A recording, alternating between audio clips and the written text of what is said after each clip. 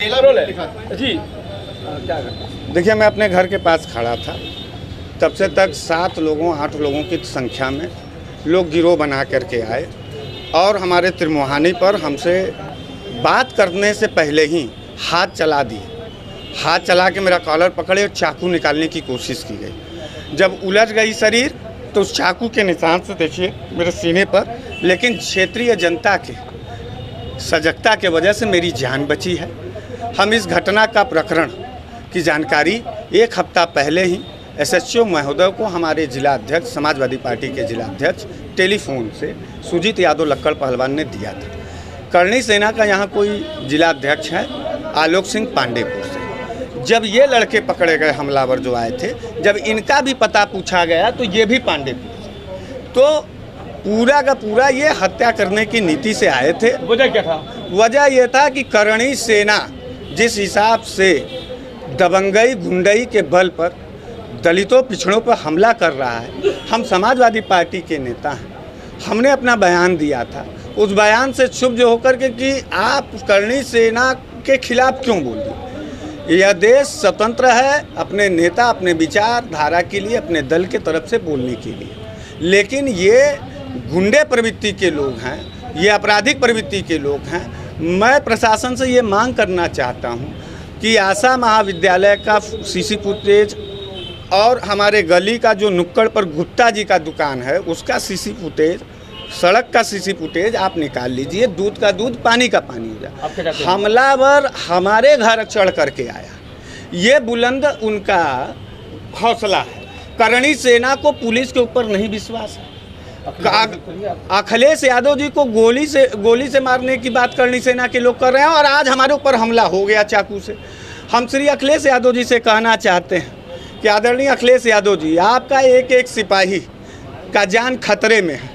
हम आपसे ये कहना चाहते हैं कि बनारस में जो करणी सेना के गुंडों ने हमला किया है उनके ऊपर तत्काल कार्रवाई करने का मांग करिए डीजीपी महोदय से और इनको गिरफ्तार करके जेल भेजने की कार्रवाई की जाए।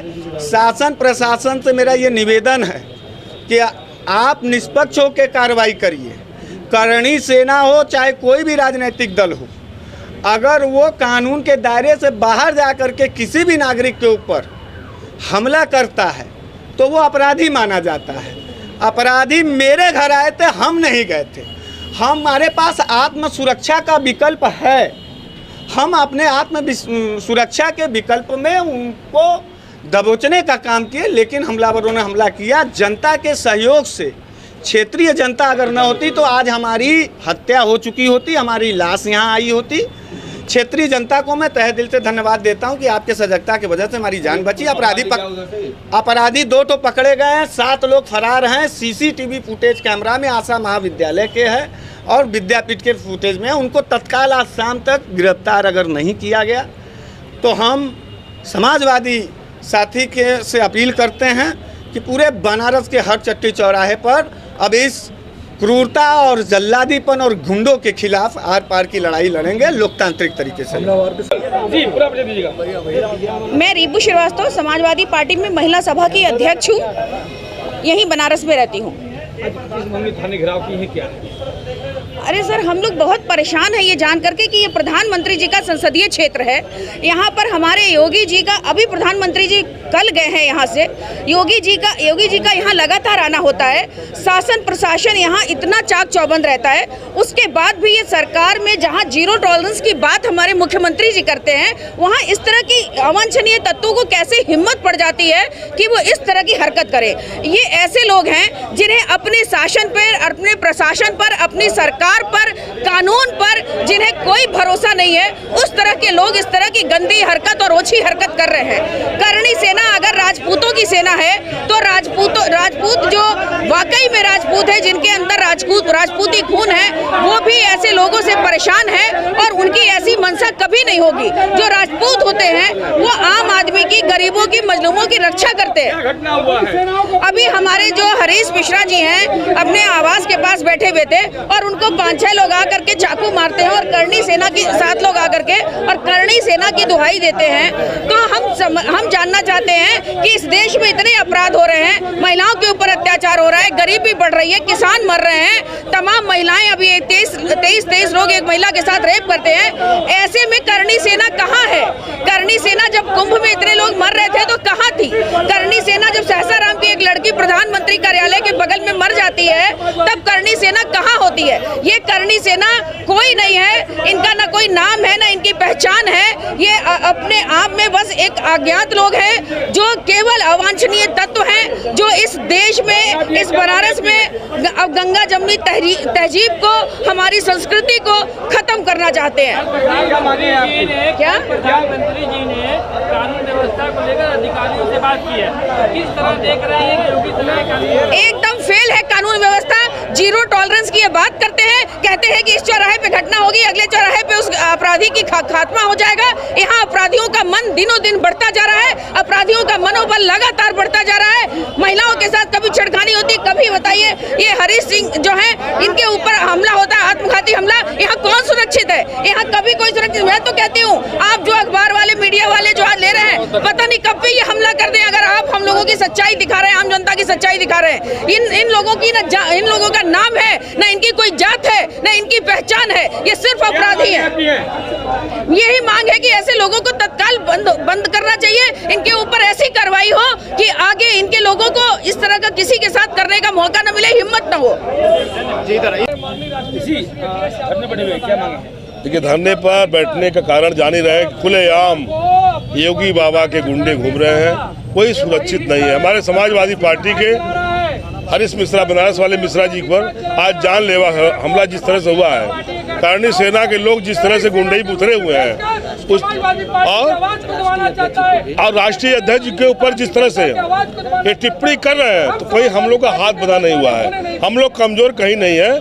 जिस तरह से हमला हुआ बनारस में, जिस तरह से शांति व्यवस्था थी, ये सारी शांति व्यवस्था मुख्यमंत्री जी खुद बिगाड़ना चाहते हैं। तो इसमें आज हम समाजवादी महिला सभा के प्रदेश अध्यक्ष, समाजवादी पार्टी के लोग मिश्रा जी को सुरक्षा और तमंचा, हीरालाल मौर्य जी हमारे वरिष्ठ बैठे हुए पार्टी के, तब तक असलहा बरामद नहीं होगा और तब तक मुकदमा नहीं कायम होगा और उनको सुरक्षा का मुहैया नहीं होगा, तब तक हम लोग धरने बैठने का काम करेंगे।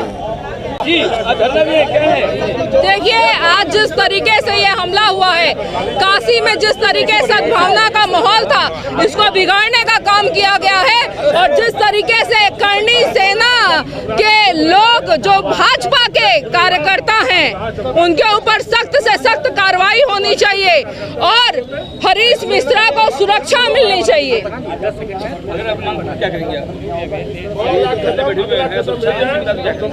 सुरक्षा नहीं मिलेगी तो हम यहीं पे धरने में बैठेंगे और विरोध दर्ज कराते रहेंगे। ये है क्या पूरा मामला है? देखिए, उत्तर प्रदेश की योगी सरकार संपूर्ण रूप से हिटलर शाही हो गई है। हमारे नेता ने बोला कि जब हिटलर ने अपना हिटलर तानाशाही दिखाना चाहा तो अपनी सेना को वर्दी पहनाकर भेजते थे हिटलर तानाशाही करने के लिए। आज उसी प्रकार उत्तर प्रदेश का मुख्यमंत्री योगी आदित्यनाथ पूरी तरह से हिटलर हो गया है और अपनी सेना को भारतीय जनता पार्टी का करणी सेना बनाकर हमारे नौजवान, हमारे समाजवादियों का आवाज दबाना चाहता है। जिस तरीके से हरीश मिश्रा के ऊपर हमला हुआ, हम समाजवादियों पर हमला हुआ। हमारे नेता एक बार आवाज देते लखनऊ से, हम समाजवादी पार्टी के नौजवान इस करणी सेना को जिंदा जलाने का काम करेंगे, इस करणी सेना के रिश्ते नाबूद करने का काम करेंगे। हम लोग डरने वालों में से नहीं है। वजह क्या थी?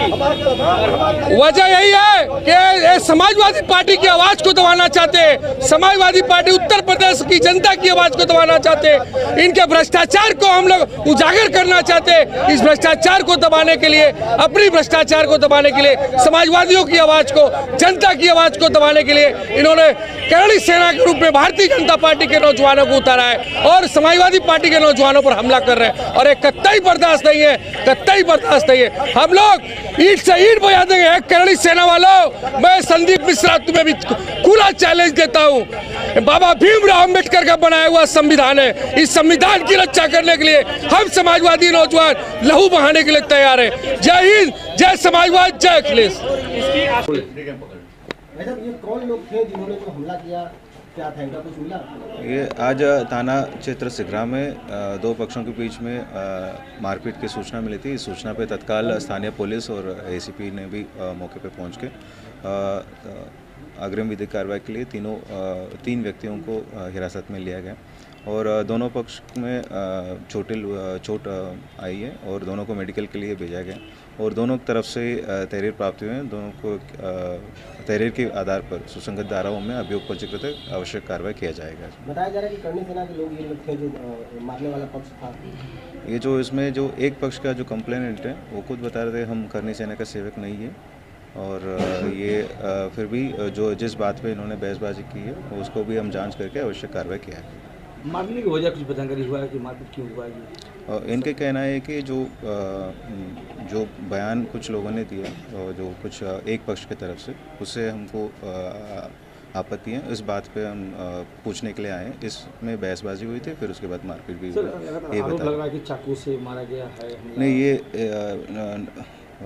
ये सत्य नहीं है। ये जो दोनों केवल सिंपल मारपीट हुई है और इसमें भी मेडिकल के लिए भेजा गया और जो मेडिकल में जो भी रिपोर्ट आ रहे हैं उस बेसिस में दोनों तरफ से तहरीर प्राप्त हुई है। दोनों के तहरीर के आधार पर आवश्यक कार्रवाई किया जा रहा है।